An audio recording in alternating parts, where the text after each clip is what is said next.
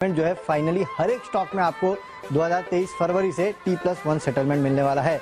इसकी शुरुआत 2022 से हो चुकी थी, लेकिन सारे के सारे स्टॉक्स जो है उनमें T+1 सेटलमेंट नहीं था। अब 2023 में सभी स्टॉक्स में T+1 सेटलमेंट होने वाला है। इसके अलावा अगर आप म्यूचुअल फंड में निवेश करते हैं तो 31 मार्च 2023 तक आपके पास समय है।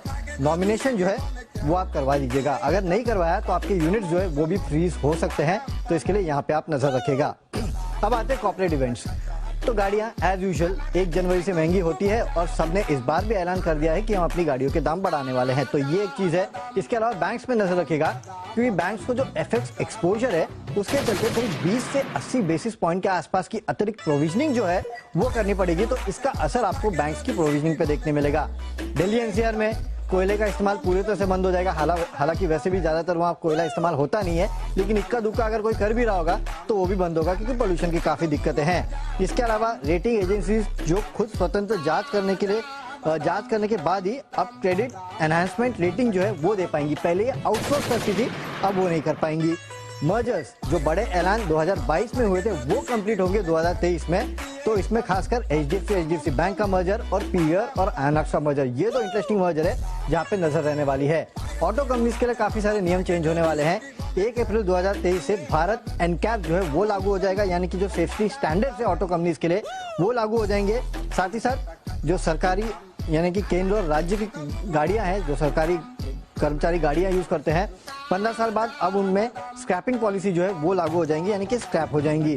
इसके अलावा 1 अक्टूबर 2023 से पैसेंजर व्हीकल्स में 6 एयरबैग्स जो है वो अनिवार्य होने वाले हैं, तो यहाँ पे आप नजर रखिएगा। अब आते हैं ग्लोबल इवेंट्स पे। तो ग्लोबली सबसे इंपॉर्टेंट तो चाइना है, क्योंकि उन्होंने अपने रिस्ट्रिक्शंस कम किए हैं, लेकिन 8 जनवरी से पूरी तरह से चाइना ओपन अप होने वाला है। इसके अलावा याद रखिएगा किंग चार्ल्स III जो है उनका कोरोनेशन है लंदन में, यानी कि जो ताजपोशी होती है वो उनकी होने वाली है लंदन में 6 मई को, तो ये भी एक इंपॉर्टेंट इवेंट है।